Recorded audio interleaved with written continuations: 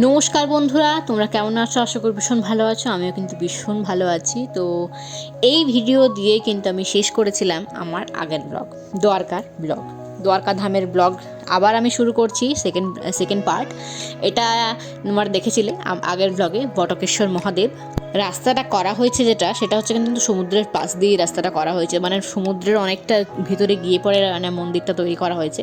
তো বেশ অন্যরকম একটা ফিলিংস আসছিলো। আর এখান থেকেই নাকি সূর্যোদয়টা খুব সুন্দর দেখায়।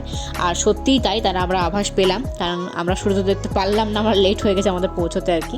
তো ওখানে দেখতেই পাচ্ছ সূর্যোদয় অলরেডি হয়ে গেছিলো। এত সুন্দর চারিধারে এটা রেড আভা লাগছিল, এত সুন্দর দেখতে, সত্যি অসাধারণ যাকে বলে।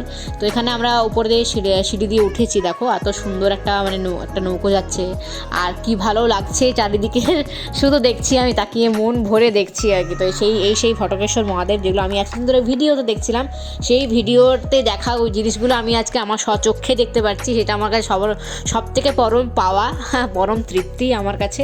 তো এই ফটকেশ্বর মহাদেব পেরিয়ে এটা কিন্তু এই মহাদেবের নামটা হচ্ছে সিদ্ধেশ্বর মহাদেব। আমি এখন বেশি কথা বলবো না, তোমরা জাস্ট এই আওয়াজটা শোনো। আওয়াজটা শোনার পর তারপর আমি কথা বলছি, তোমরা জাস্ট আওয়াজটা শুনলেই বুঝতে পারবে। আর আমরা এমন টাইমে ঢুকেছি, মানে জাস্ট আরতিটা শুরু হচ্ছে আর কি। তো আরতিটা শুরু হতেই আমরা জাস্ট ঢুকেছি, মানে হচ্ছে স্টার্ট, তখনই ঢুকেছি আর কি। তো তোমার সাথে শেয়ার করছি সেই আরতিটার ভিডিওটা, তোমরা দেখো, তারপর কথা বলছি আবার।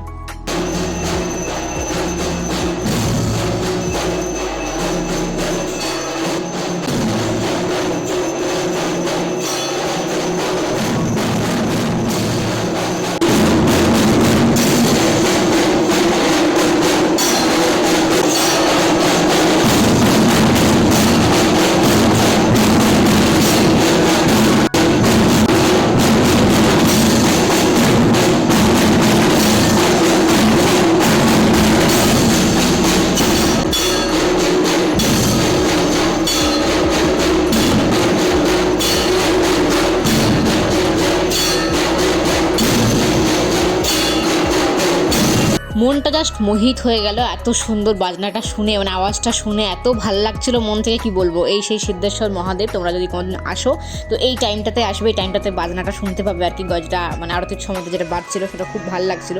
তারপরে চলে এসেছিলাম আরাম, হ্যাঁ আমরা ওই টাইমটা গেছিলাম যে 7:30টার দিকে গেছিলাম আর কি, 7:30 15টার দিকে গেছিলাম। তারপরে চলে এসেছিলাম এটা হচ্ছে তোমার স্বামীনারায়ণ মন্দির, স্বামীনারায়ণ টেম্পল। এখানেও কিন্তু রুমের ব্যবস্থা আছে, তোমরা চাইলে এখানে এসে পরে কথা বলতে পারো। এখানে কিন্তু কোনো রকম অনলাইন বুকিং হয় না, আসার পর তোমাদের করতে হবে, বুকিং করতে হবে। 500 টাকা করে পার হেড, তো এরকম চার্জ আর কি। 500 টাকা করে পার রুম আর কি, পার রুম 500 টাকা করে, খাবার দাবার সমস্ত কিছু দেবে, ঠিক আছে। তো এখান থেকেই ব্যবস্থা সমস্ত কিছু আছে। তো আজকের রাত্রের আমাদের দর্শন, যেটা আমরা দেখাচ্ছিলাম তোমাকে প্রথমে ভিডিওতে, যেটা আমরা দর্শন করব, তো সেটা মন্দিরটা এত সুন্দর মানে লাইটিং দিয়েছে, মানে আমার মনটা সত্যি আমি মানে অবাক হয়ে দেখছিলাম শুধু দাঁড়িয়ে দাঁড়িয়ে। আর সেই দিনের ভিডিও আমি ওদের গ্রুপ থেকেই পেয়েছি, তো সেটা তোমার সাথে শেয়ার করলাম। সেই দিনের দৃশ্য এবং সেই দিনের আরতি সেটা আমি দেখেছি চোখে আমার। তো দেখার পর কিন্তু তারপরে দেখতে হচ্ছে মর্নিং কিন্তু হয়ে গেছে। তো সেই মর্নিংয়ে কিন্তু আমরা ঘুম থেকে উঠেই রেডি হয়ে স্নান টান করে চলে গেছিলাম হচ্ছে কোথায় সেটা যাচ্ছি অটোতে করে আর কি। তো এখান থেকে হচ্ছে নাগেশ্বর জ্যোতির্লিঙ্গ যাচ্ছি। তো নাগেশ্বর জ্যোতির্লিঙ্গটা কিন্তু এখানেই দ্বারকার মধ্যেই, খুবই সামনে, বেশি দূরে নয় এখান থেকে। তো সকাল সবাই কিন্তু রেডি হয়ে গেছি। এখানে গাড়ি বুকিং করাও যায়, আমরা অটোটাই নিয়েছি, কারণ গাড়িটা বলছিল বেশি আর অটোটা বলছিল 1000 টাকা কম। তো ভাবলাম যে অটোটাতেই যাই। তো এই যে অটোতে করে বেরোলাম আমরা, একদম কিন্তু পুরো টোটাল দ্বারকাটা সাইড সিনগুলো ঘুরবো, ঘুরে কিন্তু আমরা রুমে ঢুকবো। তো আজকেও কিন্তু রাত্রেবেলায় দ্বারকাধীশের ইচ্ছে আছে দর্শন করার। আর আমার হাজব্যান্ড আর আমার বাবা দুজনেই সকালবেলায় কিন্তু দর্শন করে এসছে দ্বারকাধীশ, সকালবেলায় মঙ্গল আরতি দেখতে গেছিলো। সাংঘাতিক ভিড়, মানে এত ভিড়, হয়তো রাত্রেও এত ভিড় হয় না। আমার হাজব্যান্ড আর আমার বাবা বলছে রাত্রেও এত ভিড় হয় না, যা সকালে মঙ্গল আরতি দেখার জন্য ভিড় হয়েছিল। তো আমি যাইনি, আমি যেতে পারিনি, আমার পা ব্যথা করছিল প্রচণ্ড, কারণ কালকে ওই যে নদীতে পারাপার করেছি, গোমতী নদী, সেটাতে আমার পা প্রচণ্ড পরিমাণে আঘাত পেয়েছে আর কি। গোড়ালিতে আমার, জানোই তোমরা, গোড়ালিতে ভীষণ ব্যথা, গোড়ালিতে হাড় বাড়ার জন্য আমি হাঁটতে খুবই কম পারি খালি পায়ে। চটি পরে আমি হাঁটতে পারবো অনেকক্ষণ, কিন্তু আমি খালি পায়ে হাঁটতে পারবো না। তো সেই মন্দির নাগেশ্বর জ্যোতির্লিঙ্গ, দেখো আমরা ঢুকছি। আর এত সুন্দর কারুকার্য করেছে মন্দিরটা, কাজ চলছে এখনও, নাগেশ্বর জ্যোতির্লিঙ্গ। তো এটাও দর্শন হয়ে গেল, এটাও কপালে ছিল আর কি। তো এটাও দর্শন হলো আর কি। তো এটাও ভীষণ একটা পরম প্রাপ্তি, যেগুলো আমরা দর্শন করতে করতে পারছি। কোনোদিন ভাবিনি জন্মেও যে জ্যোতির্লিঙ্গগুলো দর্শন করব, কোনো একটা জ্যোতির্লিঙ্গ দর্শন হবে। তাই আমাদের এখানেই আমাদের দুখানা জ্যোতির্লিঙ্গ দর্শন হয়ে গেল। এবং আমাদের নাগেশ্বর এবং সোমনাথ আমি যাব, তো সোমনাথটা তোমার সাথে শেয়ার করব। দুখানা জ্যোতির্লিঙ্গ দর্শন করে ফেলেছি এবং আরেকটা করেছিলাম সেটা হচ্ছে নাসিকে ত্র্যম্বকেশ্বর, ওটাও কিন্তু দর্শন হয়ে গেছে। এখানের যে কাহিনী, এখানের কাহিনী হচ্ছে দ্বারক নামে একজন রাক্ষস ছিল, সে সুপ্রিয়কে মানে শিবের ভীষণ বড় ভক্ত, তাকে বন্দি বানিয়েছিল এবং সেই বন্দি বানানোর সময় মানে ওকে মারার জন্য অসুররা একদম উঠে পড়ে লেগেছিল আর কি। তো সেই সময়তে ওম নমঃ শিবায় করে মন্ত্র জপ করেছিল এবং সেই সময়তে শিব ঠাকুর নিজে এসে পড়ে সুপ্রিয়কে বাঁচায়। তো সেখান থেকে কিন্তু এখানের শিবটা খুব জাগ্রত এবং সেই শিবকে এখানে সেটার থেকে ওই জ্যোতির্লিঙ্গ হয়ে পড়ে হয়েছে। তো এটাই হচ্ছে সেই কাহিনীটা, তো সেটা তোমার সাথে শেয়ার করলাম। এখানে কিন্তু আম্বে মাও আছে, আর আম্বে মার কাহিনীটা হচ্ছে দ্বারক যে অসুর ছিল, সে অসুর কিন্তু পার্বতীর কাছে গিয়ে ক্ষমা চেয়েছিল এবং পার্বতী তখন তাকে শিবকে বলেছিল যে আমারই তো অংশ, তাই তুমি ক্ষমা করে দাও। তখন কিন্তু শিবও ক্ষমা করে দিয়েছিল। তো তারপরে চলে গেছিলাম হচ্ছে গোলকধাম তীর্থ, যে গোলকধাম তীর্থতে আছে হচ্ছে গোপী তালাব। এখানেই হচ্ছে তোমার শিলাগুলো, রামশিলাগুলো মানে আমরা একদম মানে স্পষ্ট করে বুঝতে পেরেছি এবং আমরা ছুঁয়ে দেখেছি রামশিলাগুলো, সত্যিই এগুলো পাথর। এবং আমাদের এখন তো কলিযুগ না, মাথার মধ্যে অন্যরকম চিন্তাভাবনা চলে, ছোলা কিনা হয়তো ছোলা হতে পারে, তো না, এগুলো একটাও সোনা না, এগুলো সবগুলোই শ্রীরাম লেখা পাথর, শ্রীরামের পাথর, যেটা এত বড় সেতু তৈরি হয়েছে সেই পাথরটাই এখানে কিন্তু রাখা আছে।